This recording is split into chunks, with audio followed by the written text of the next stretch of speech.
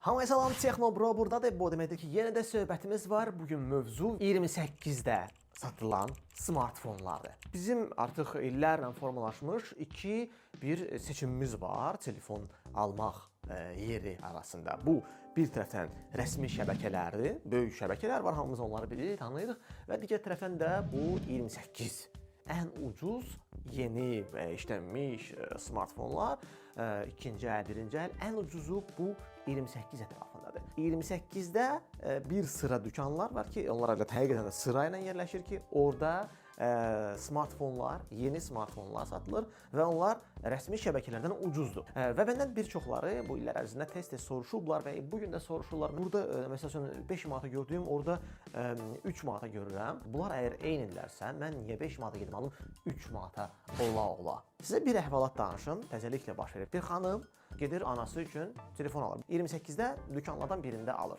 Flan Telekom. Belə özdə adları da hamısında demək ki, Flan Mobile və Flan Telekom belə adlardır.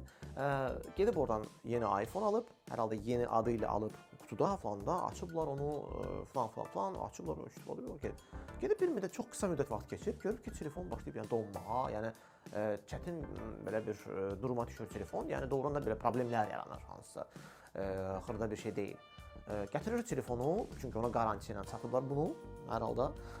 Gətirir ora, deyir ki, biz zəhmət olmasa baxanda bu zəmanətli telefon da niyə belə olur?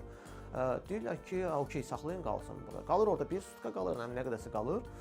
Telefon sonra növbəti gün gəlir, deyirlər ki, hə, narahat olmayın, hər şey əladır. Gedir telefonu aparır, yenə də görür ki, bir müddətdən sonra görür ki, yenə də telefonda problemlər yaranır. Növbəti dəfə onların üstünə getməkdən öncə gedib biri başqa verir yerə. Və başqa yerdə yoxlayırlar bu telefonu. Məlum olub ki, bu telefon alındığı gün yox, bir müddət əvvəl, ondan əvvəl, nə qədərsə əvvəl aktivasiya olunub. Məlum olub ki, uzun sözün qısası, bu işbazlar köhnə telefonları yeni, nə bilim, ya korpusu dəyişirlər, ya ekranı dəyişirlər. Bir sözlə yeni görkəmə salıb, içliyi köhnə qala-qala yeni kimi görkəmə salıb onu yeni adı ilə, yeni qiymətə, yenisinin qiymətinə satırlar. Kompüterdə hər şey çıxdı. Deməli, bunlar nə edirlər? Köhnə telefonu təzə adı ilə satırlar. Və adama deyirlər ki, bu yeni telefondur.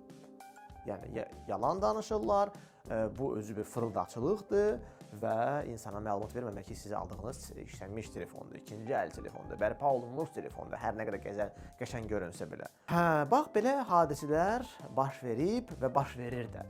Niyə? Çünki təəssüf ki, 28-də telefon alınmı məndən soruşulanda mən də elə ona gedirəm. Al, iPhone hər yerdə iPhone-dur, əgər yenidirsə.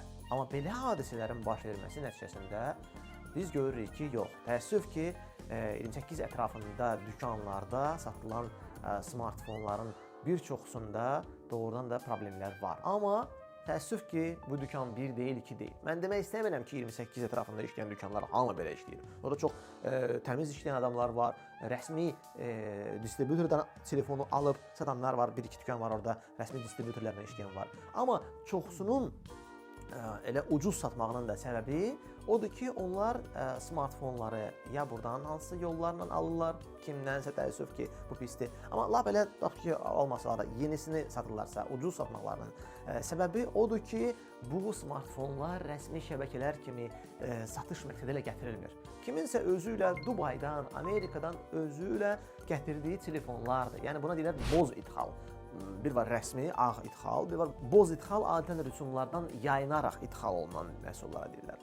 Bəli, deyə bilərsiniz ki, boz olsun da boz da. Amma bilin ki, yəni ağ şəkildə, yəni rəsmi distributor tərəfindən gətirilən məhsullara bu distributor öz servisi ilə zəmanət verir. Rəsmi zəmanət verir, hansı ki, o istehsalçı zavod tərəfindən dəstəklənir. Belə yox, gəldi mənim mətnə bax da buna da. Yox, bu belə deyildi. Yox, and içirəm ona buna ki, bu belə deyildi, sənin əlində oldu və s. Yəni bu rəsmi diaqnostikadan keçməlidir bu məhsul, rəsmi şəbəkələrdən alırsa, o servisə verilir və servis tərəfindən də prosedur üzrə təmir olunur və ya dəyişdirilir. Belə, yəni bu mən sadəcə bir ikisini dedim, əslində belə böyük bir siyahı qoya bilərəm ki, yəni nə dərəcədə böyük bir iş çətinlik var rəsmi şəbəkələrdə. Kimsə deyəcək ki, müdafiə edirsən, nə bilim, nə. Bilirəm, ola bilər sizdə belə bir fikir yaranar, amma yəni bilirəm sadəcə olaraq iş prinsipi göz qabağındadır. Bunların iş prinsipi, bunların iş prinsipi. Və mən şəxsən adətən çalışıram ki, bahalı məhsulları iri yerlərdən almayım. Çünki yenə də o riski başa düşürəm. O riski qoyuram öz pulumu. O 2-3 min euro verirəmsə, telefon alıramsa orada, risk altına qoyuram o pulu. Riski yəni. O birisi necədir? Bir var ki, pulu siz əvvəllər o 28-də pul dəyişirdilər. 28-də pul dəyişirdin biraz yaxşı kursdan. Ya da gedib rəsmi exchange-i dəyişirdin. Yəni fərq bilirdiniz də, yəni orada aldıra bilərdilər sayda, nə bilim, saxta verə bilərdilər sənə və ya saxta sonra da bilirsən ki, heç vaxt onu sən sübut edə bilməzsən. Bir var exchange-də, bilirsən ki, bankdır. O heç vaxt səni belə şeylərdə aldatmayacaq. Orada yoxlama var, orada güvən var, orada çəkiliş var, kameralar var, orada işlərinə zəmanət var və s. Yəni təxminən eyni bir şeydir. Sadəcə bax bu telefonlarla 28-də olan vəziyyətlə belə. Sizin bununla bağlı fikriniz nədir? Siz smartfon alarkən hansına üstünlük verirsiniz? Rəsmi şəbəkələrdə almaq, balaca price biraz yuxarı olacaq, ya da həmin smartfonu 28-də alırsınız, yəni ki, qiymət aşağı olsun və oradakı riskləri nəzərə alırsınız, yoxsa siz belə şeylərdən qorxmursunuz? Təcrübənizdə olubmu ki, məsəl üçün böyük şəbəkədə alıb peşman olmusunuz və əksinə 28-də ucuzluğa görə qaçmısınız, 28-də oradakı dükanlarda almısınız və ona görə peşman olmusunuz və əksinə peşman olmamışsınız. Bu haqda rəylərdə sizin fikirlərinizi oxumaq xoş olardı. Özünüzə yaxşı baxın və videona like edib kanalımıza abunə olmağı da unutmayın. Hələlik.